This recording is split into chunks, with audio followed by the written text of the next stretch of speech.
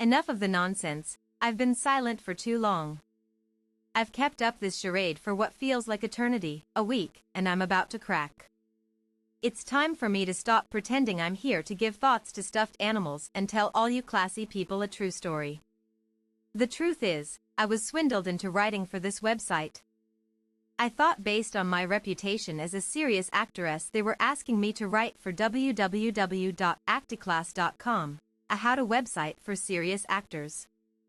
I don't want to make excuses like, I'm dyslexic, I'm not, I was drunk, probably, I was looking at a bird when you said that last thing, yes, or I should start taking my ADHD medicine again, I don't know.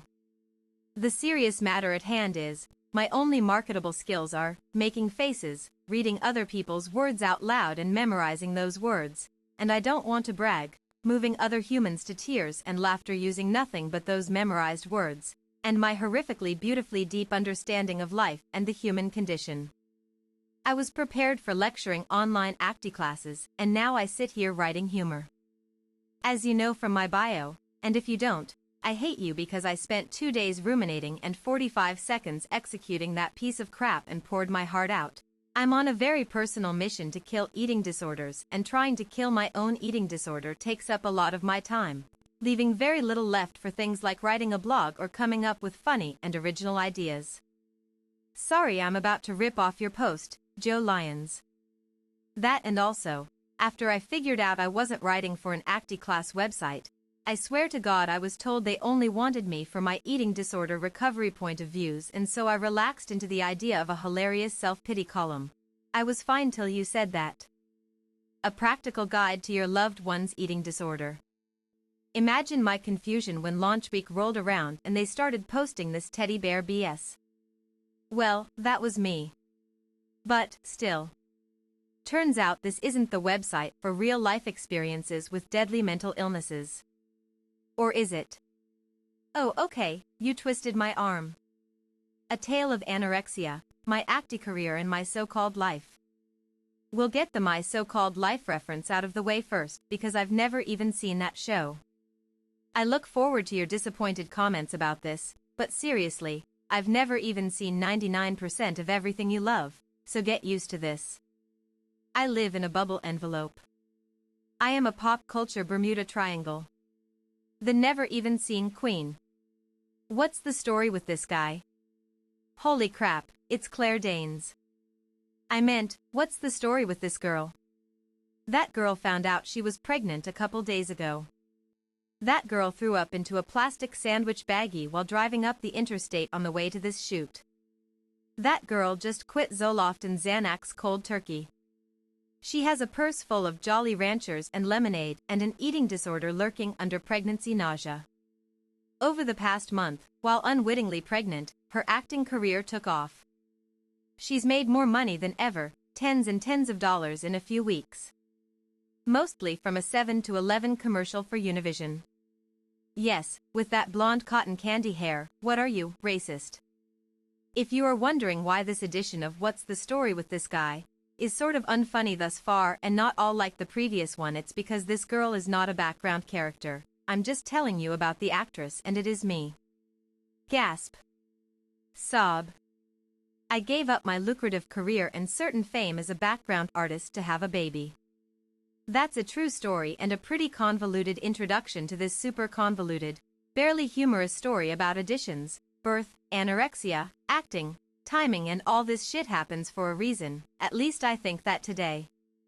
I moved to Austin at the end of 2005 with a BFA in theater and 1 real professional acting credit, an indie flick called Apocalypse and the Beauty Queen. Kahahaha, that's not important until later. My first audition was at a theater that doesn't exist anymore with a director I can't recall for a musical I would have hated.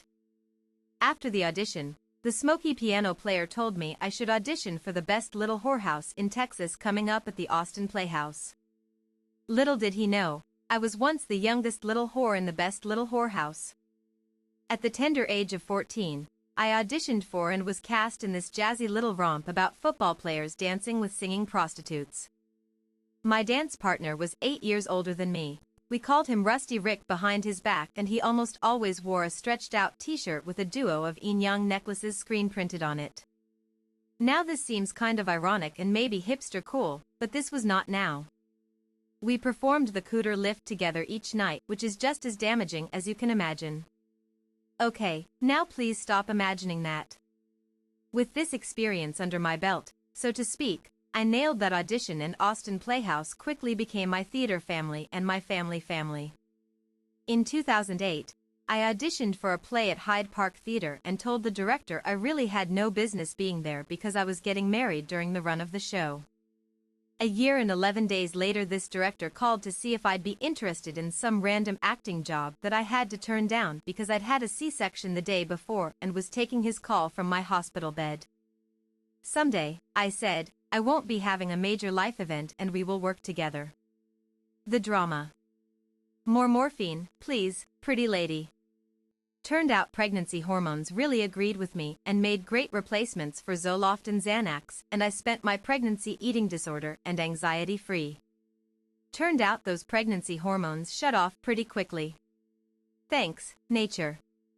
Turned out my kid was allergic to something I was eating, so I took it as the opportunity to stop eating everything.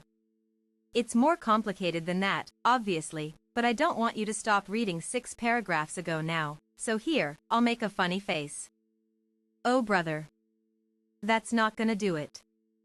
Let's skip over the grim details of sickness and treatment, at least for today, creepy people, and fast forward to my triumphant return to Austin and acting. This is the timing part of the story. I was away for quite a while. I came back to Austin and still sucked at feeding myself and my kid if faced with the slightest stress, like, feeding a toddler. I was afraid to audition for anything because I thought my eating disorder had been my armor against stage fright. Starvation altered my brain chemistry so drastically that I had rewired myself to be terrified of almost everything. I couldn't remember the last time I actually experienced stage fright. I don't even get audition butterflies anymore. The stage is usually the only place I'm not a nervous wreck, and I had convinced myself that I was too much of a pussy to do it anymore. Ma'am, you are nearly 3 years postpartum. You need to get out of that bed. More morphine, lady. My friend fixed me by asking me to fill in for a sick actress during Front Terra Fest. He was stage managing a play that started in 30 minutes. Could I walk on with the script? If you were paying attention earlier, one of my only marketable skills is reading out loud. Because I'm a professional, I can walk around while I do it. I said yes because my evil brain didn't have enough time to talk me out of it. I ended up doing the following day's performance also, and afterward a friend of the playwright told me he had Googled me and was surprised to see I had worked on Apocalypse and the Beauty Queen in Missouri with one of their old friends. Friends before I was born, kind of old friends. What I wanted to say was, yeah, I Googled you, too, and you won Jeopardy and Who Wants to Be a Millionaire, which means you also win getting Googled. But I kept it classy with chit-chat about timing and paths crossing, and that is funny. Seriously, you win getting Googled. I wish I could pay you with another fabulous prize package. I swear we are almost done with this, hang in there, kittens. The director who called me in my hospital bed was Ken Webster. Over the years, I've commented to a few friends that I think Ken and I share a mutual, always silent regard for one another based on social awkwardness.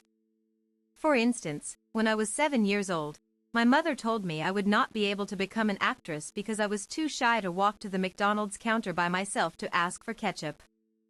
I maintain that she was wrong and that I am an actress because I couldn't walk to the McDonald's counter. I like to think Ken knew that, too.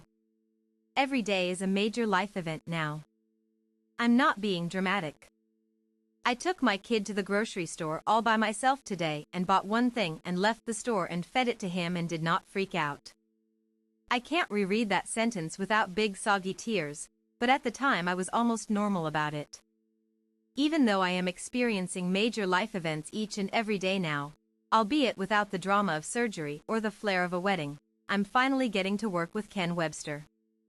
I'm playing a girl who finally overcomes her paralyzing depression and gets out of bed, and it's hilarious. I'm almost done with this paralyzing depression and anxiety.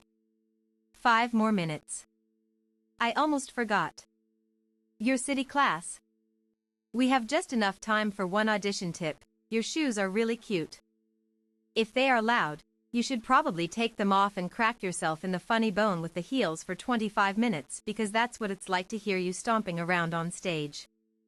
You are auditioning with your voice and movement, neither of which are distinguishable over the clickety-clomp of your stupid shoes and the horrible, awkward, trompy gait you have adopted. Rarely are your legs going to get you a job these days. If you need 4-inch heels to make you feel like your legs are going to get you a job, you don't even have the kind of legs that get you jobs. Wear quiet shoes, even if they are ugly, and be that talented actress in ugly shoes. That's always better than being a hot mess in amazing shoes.